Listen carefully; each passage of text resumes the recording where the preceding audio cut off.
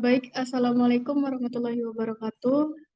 Di sini saya Miftah Intansari, NIM 0506 1282025442. Di sini saya akan menjelaskan mengenai pemanfaatan limbah ikan menjadi tepung silase dengan penambahan tepung eceng gondok. Next.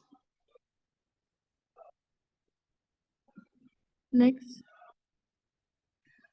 Baik, sebagai pendahuluan, bahwasanya limbah adalah sisa olahan atau buangan yang dihasilkan dari suatu proses produksi, baik dari industri maupun dari domestik rumah tangga, yang tidak memiliki nilai ekonomis. Pada limbah hasil perikanan sendiri, itu biasanya terdapatnya banyak limbah kepala ikan, tulang, sisik, sirip, dan masih banyak lagi. Next. Kemudian muncullah inovasi untuk menanggulangi dari banyaknya limbah ikan yang tidak termanfaatkan tadi untuk memanfaatkannya menjadi silase, yang dimana salah satu alternatif pembuatan tepung silase ikan ini dapat membantu untuk menaikkan nilai ekonomis dari limbah ikan itu sendiri. Sedangkan silase ikan tersebut merupakan produk dari ikan utuh maupun sisa olahan ikan yang dicairkan oleh enzim dengan cara difermentasikan dengan bantuan asam maupun mikroba yang sengaja ditambahkan menurut Soeharto 1997.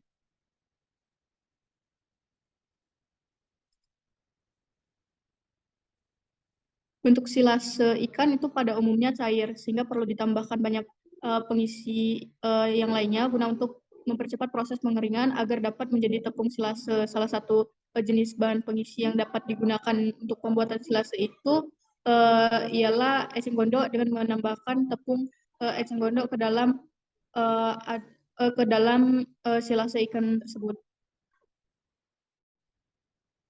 Next. Kemudian untuk cara kerja sendiri itu untuk pembuatan tepung silase mengacu pada uh, Husein dan Alam tahun 2015 yang telah dimodifikasi, yang dimana pertama limbah yang diambil itu adalah jeruan dan insang, dicuci dan dihaluskan dengan menggunakan blender, kemudian ditimbang sebanyak 500 gram dan dimasukkan ke dalam toples kaca. Kemudian ditambahkan asam format 85% sebanyak 3% dari total berat bahan baku. Lalu dicampurkan limbah diaduk sampai rata, kemudian difermentasikan selama 14 hari.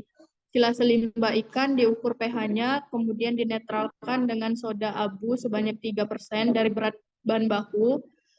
Kemudian silase limbah ikan yang sudah dinetralkan dicampur dengan tepung eceng gondok 20% dari berat bahan baku.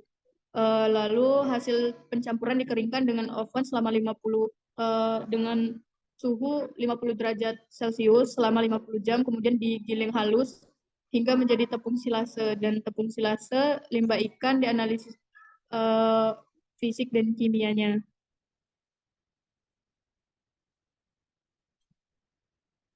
Kemudian di sini adapun hasil dan kesimpulan dari pemanfaatan limbah ikan menjadi tepung silase dengan penambahan tepung eceng gondok ini. Yang pertama, perbedaan jenis limbah ikan lemak dan kemudian perbedaan tepung eceng gondok terfermentasi terhadap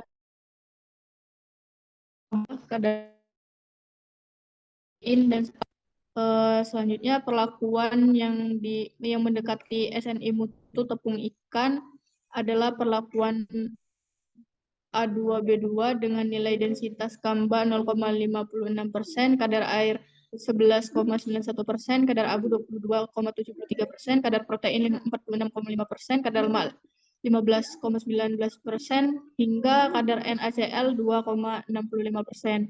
Dan nutrisi pada tepung silase ikan dapat menggantikan tepung sebagai bahan pakan ikan.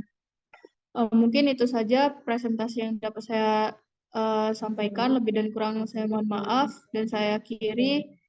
Wassalamualaikum warahmatullahi wabarakatuh.